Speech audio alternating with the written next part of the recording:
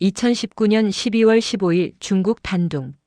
손목에 차가운 수갑이 채워지는 순간 제 인생은 끝났다고 생각했습니다. 창밖으로 보이는 두만강. 3년 전 제가 목숨 걸고 건넌 그 강이었습니다. 그리고 48시간 후 저는 그 강을 다시 건너 북한으로 강제 송환될 예정이었습니다. 그곳으로 돌아간다는 건 공개 처형을 의미했습니다. 제 이름은 김수진 가명입니다. 2025년 현재 38세, 대한민국 서울에 살고 있습니다. 하지만 5년 전만 해도 저는 중국 공안 유치장에 갇혀 죽음을 기다리고 있었습니다. 이 이야기는 제가 어떻게 북한을 탈출했고, 중국에서 어떻게 살았으며, 어떻게 체포됐고, 그리고 어떻게 기적적으로 살아남았는지에 대한 이야기입니다. 지금도 그때를 생각하면 손이 떨립니다. 하지만 이 이야기를 해야겠다고 결심했습니다. 제 이야기가 아직도 중국에 숨어 사는 수만 명의 탈북민들에게 작은 희망이 되길 바라면서 모든 것은 2016년 가을부터 시작됐습니다. 하실 말씀 있으신가요? 탈북 이야기 채널 구독과 좋아요 부탁드립니다. 북한 주민들에게 큰 힘이 될 것입니다. 저는 북한 함경북도 온성군에 살고 있었습니다. 남편, 딸, 저. 평범한 3인 가족이었습니다. 아니, 평범하다고 믿고 싶었습니다. 하지만 2011년 남편이 장마당에서 중국 쌀을 팔다가 적발됐습니다. 죄목은 반사회주의 행위. 형량은 정치범 수용소 15년. 그날 이후 남편의 소식은 단 한 번도 들을 수 없었습니다. 살아있는지 죽었는지도 모릅니다. 8살 딸 은별이와 단둘이 남았습니다. 배급은 끊긴 지 오래였고 먹을 것이 없었습니다. 딸이 엄마 배고파라고 할 때마다 제 심장이 찢어지는 것 같았습니다. 2016년 10월 어느 날 밤 이웃 언니가 제게 속삭였습니다. 수진아, 중국 가면 돈 벌 수 있어. 브로커 소개해 줄까? 저는 고민했습니다. 딸을 두고 갈 수 없었습니다. 하지만 이대로는 둘 다 굶어 죽을 것 같았습니다. 결국 딸을 친정 어머니께 맡기고 중국행을 결심했습니다. 2016년 11월 23일 새벽 2시. 두만강이 얼어붙기 시작한 날이었습니다. 브로커가 말했습니다. 오늘 밤 아니면 내년 봄까지 기다려야 해. 강이 완전히 얼면 국경 수비대가 더 삼엄해져. 저를 포함해 5명이 함께 움직였습니다. 모두 여자들이었습니다. 20대부터 40대까지. 브로커 비용은 200만 원. 중국에서 1년 일해서 갚기로 했습니다. 밤 11시 온성 국경지역. 브로커가 손짓했습니다. 지금이야 뛰어. 심장이 터질 것 같았습니다. 뒤에서 멈춰하는 소리가 들렸습니다. 국경 수비대였습니다. 총소리가 들렸습니다. 옆에 있던 여자가 비명을 질렀습니다. 저는 그냥 뛰었습니다. 뒤도 돌아보지 않고 미안하지만 살고 싶었습니다. 두만강 얼음 위를 걸을 때 발밑에서 드득드득 소리가 났습니다. 얼음이 갈라지는 소리였습니다. 제발, 제발 버텨줘. 한 발자국, 두 발자국, 세 발자국. 마침내 중국 땅에 도착했습니다. 뒤돌아보니 5명 중 3명만 건넜습니다. 2명은 잡혔는지 강에 빠졌는지. 그날 밤 저는 탈북민이 됐습니다. 중국 땅에 발을 디딘 순간 자유를 느낄 줄 알았습니다. 하지만 그건 착각이었습니다. 제게 주어진 건 자유가 아니라 또 다른 감옥이었습니다. 브로커는 저를 옌벤 조선족 자치주의 한 식당에 팔아넘겼습니다. 200만 원 갚을 때까지 여기서 일해. 도망가면 공안에 신고할 거야. 아침 6시부터 밤 11시까지. 하루 17시간 일했습니다. 월급은 40만 원. 하지만 숙식비, 비디자를 빼면 제 손에 남는 건 10만 원도 안 됐습니다. 밤마다 몰래 중국 핸드폰으로 북한에 있는 딸에게 전화했습니다. 은별아, 엄마야. 밥은 먹었어? 엄마, 언제 와? 보고 싶어. 전화를 끊고 나면 베개에 얼굴을 묻고 울었습니다. 소리 내면 안 되니까. 2017년이 지나고 2018년이 지나고 2019년이 왔습니다. 3년 만에 겨우 150만 원을 모았습니다. 50만 원만 더 모으면 빚을 다 갚고 딸을 중국으로 데려올 수 있었습니다. 그때까지만 해도 희망이 있다고 믿었습니다. 2019년 12월 13일. 제 인생이 무너진 날입니다. 그날도 평소처럼 일하고 있었습니다. 손님이 별로 없는 평일 오후였습니다. 문이 열리고 4명의 남자가 들어왔습니다. 공안복을 입고 있었습니다. 그 순간 제 심장이 멈춘 것 같았습니다. 김수진 맞나? 여기 불법 체류자 신고 들어왔는데 제 손에 들고 있던 접시가 바닥에 떨어져 깨졌습니다. 머릿속이 하얘졌습니다.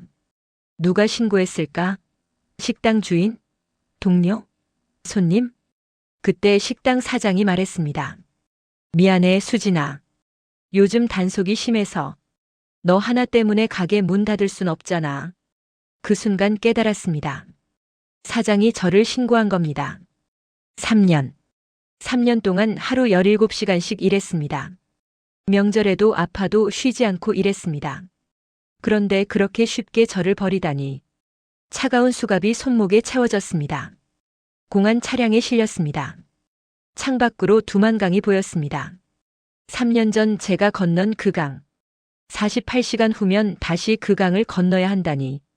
단둥공안 유치장. 6평 남짓한 방에 12명이 갇혀 있었습니다. 모두 탈북 여성들이었습니다. 20대부터 50대까지 모두 같은 처지였습니다. 한 20대 여성이 구석에서 울고 있었습니다. 애기, 내 애기. 중국에서 낳은 6개월 된 아기를 두고 왔다고 했습니다.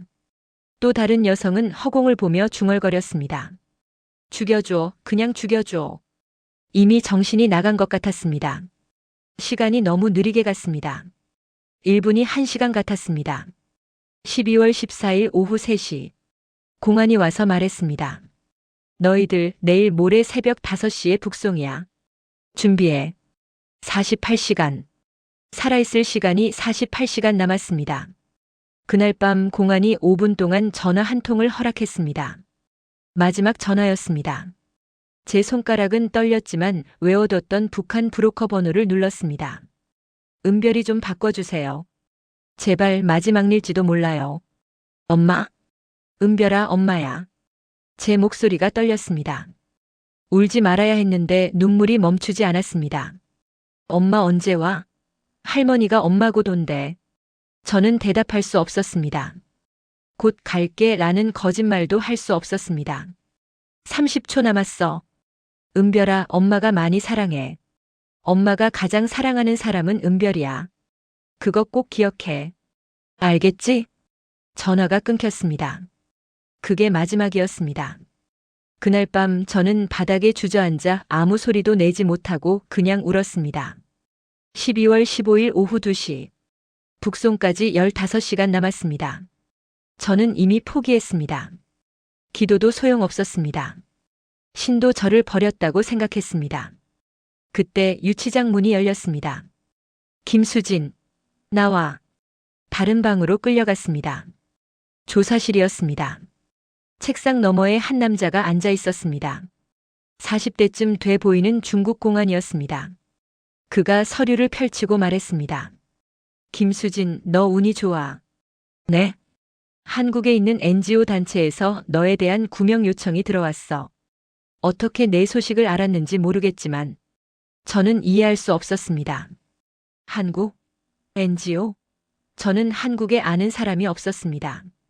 그래서 상부에서 지시가 내려왔어. 북송 보류. 일단 조사 더 하래.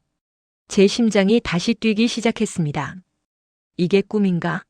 생명이 연장된 건가? 하지만 공안이 덧붙였습니다. 보류일 뿐이야. 취소가 아니야.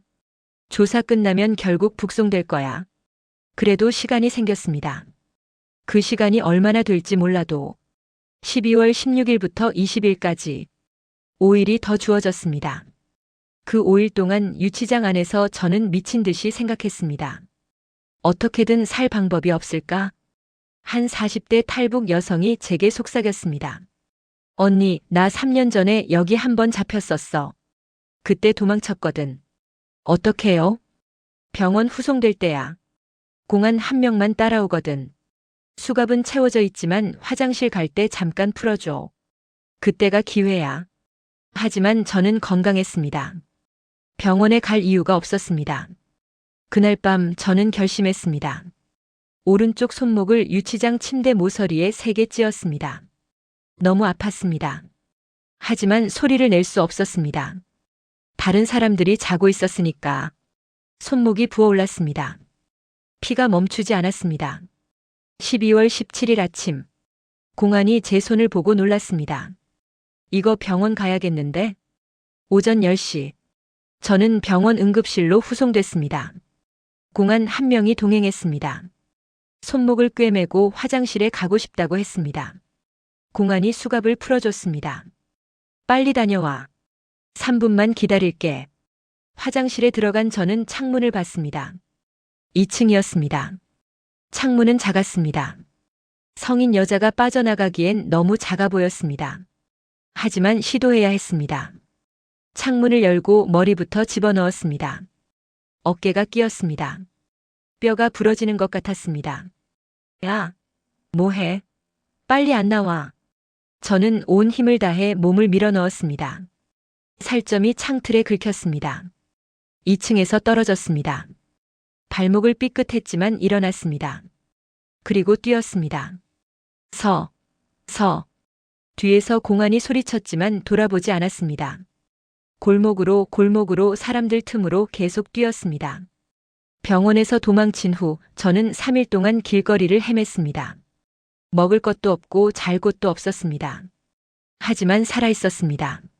12월 20일 어느 조선족 교회 앞에서 쓰러졌습니다. 교회 목사님이 저를 발견했습니다. 아가씨 괜찮아요?